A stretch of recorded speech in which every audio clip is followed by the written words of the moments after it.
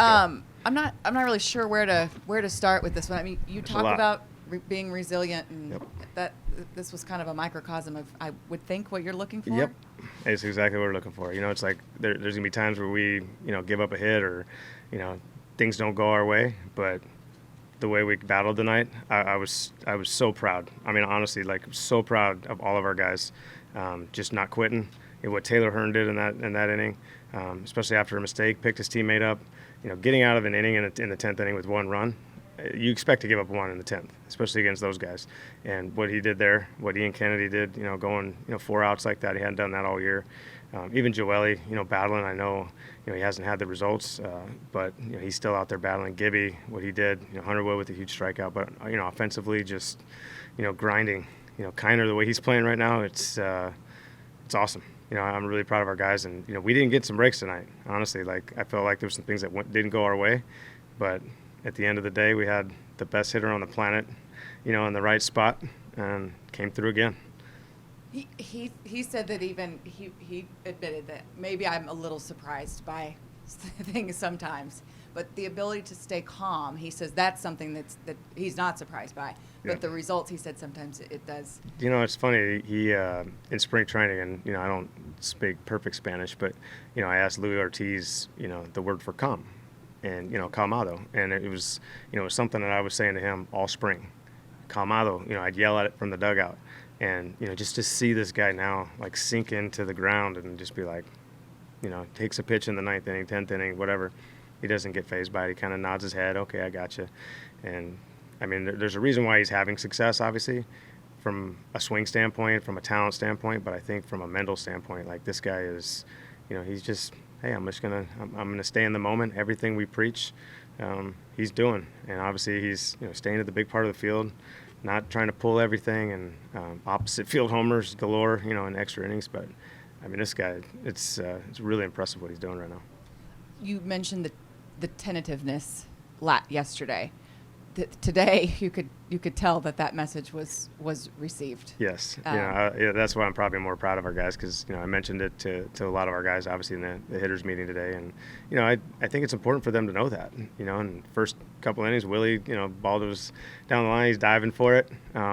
That's the style of play that we got to have, regardless of how good or bad we are. When we're a great team, that's how we're going to play, and that's how we're going to beat people consistently.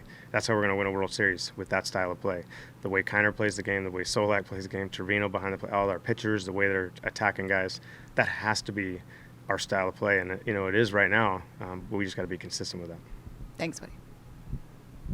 Okay, we'll take Jeff. Did it look like the Astros were pitching around Joey there? It seemed like it. Yeah, I mean, they didn't really give him anything to hit, and he did a good job of just laying it off it and took his walk. Something he's done obviously all year for us, and he's obviously got pretty good protection behind him right now, with Adolis, and he made him pay. And then, what did you think of Kyle?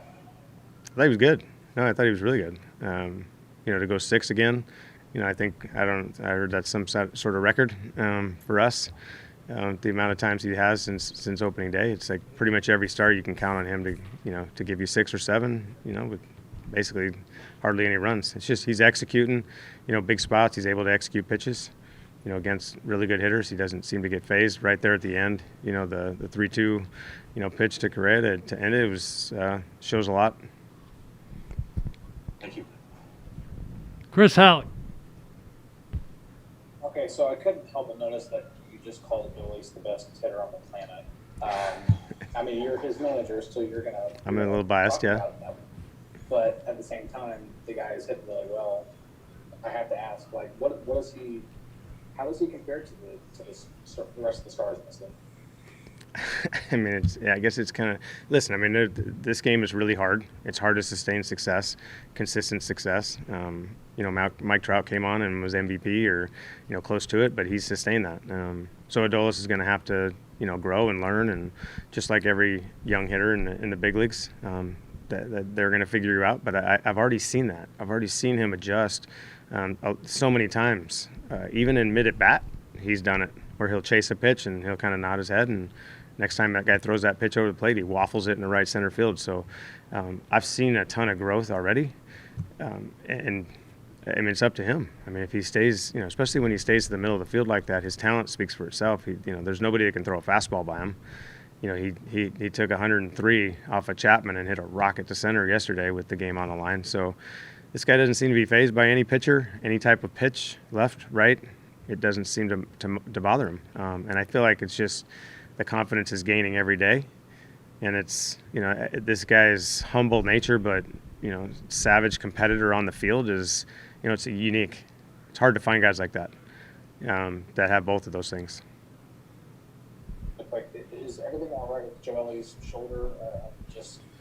Obviously he's kind of working out there, but is everything all right there? Yeah. As far as I know, he came out of it okay. I obviously feel bad. It's just like the last 2 times he's been out there against that team.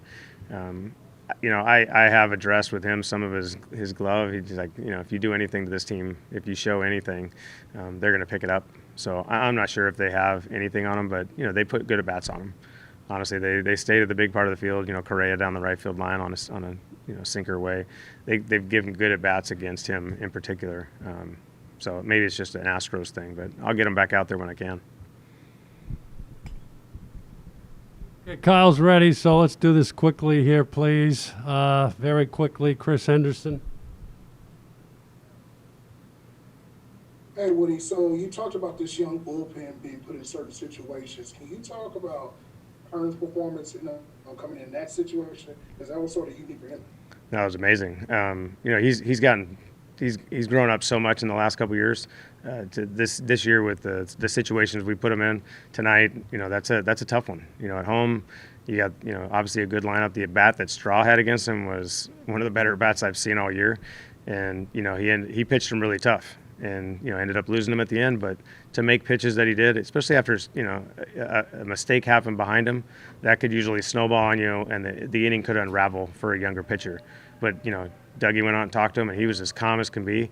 He just kept attacking the strike zone. Huge punch out on Brantley right there. That's one of the best hitters in baseball, especially in that spot. So for him to go through that, I mean, that won us the game. Kennedy. How hard is it to attack hitters like the Astros, and they foul off so many pitches? They each at bats 7, 8, 9 pitches. Yeah, it's tough. It makes it really difficult to get them out. Even their weaker hitters, are having obviously quality at bats. It's difficult, but I think it's really important that we just continue to attack. And I thought Gibby did a great job of that. Just continue to attack. Like Hearn's at bat, that was a tough one, obviously to kind of navigate 3-2 count, and you have to keep making strikes. But our guys keep doing that. That was something that I felt like we didn't do as well last year. It felt like if they fouled off a 3-2 pitch, we were going to walk them. But this year we keep going after these guys, and that's what it takes. Okay, Evan. I feel like as long as people think about this game, they're going to remember Garcia's home run, the walk-off home run. But it just feels like there were so many little things that kind of spoke to that whole idea of tightening things up that you were talking about, whether it was Trevino's framing in the 6th inning, or kind of running the bases, or kind of pulling off that steal early. How will you go back and kind of address individually with guys, speaking to what you were trying to accomplish?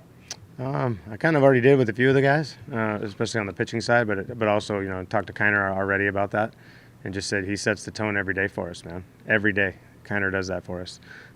He never takes a pitch off. You watch him on defense, the clinic he put on, yesterday, and then the base running, anytime he has an opportunity, he's doing it. Solely with that huge at bat in the 10th, where I didn't really want to bunt him. He's one of our best hitters, and felt like it was a good matchup for him to. And he drives the ball to right center to get that guy to third base.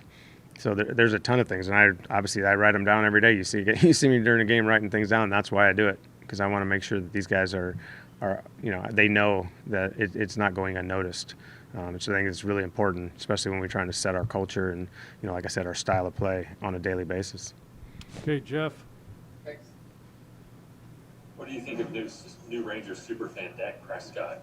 Yeah, I think Solak was pretty pumped that he had his jersey on. Everybody in the dugout was like, really? Solak? Come on, man. Like, why Solak? I think Trevino, it hurt him a little bit because Trevino's a huge Cowboy fan, huge Dak Prescott fan. Okay, we're going to bring Kyle in next. All right, thanks, guys. Thanks, Aaron.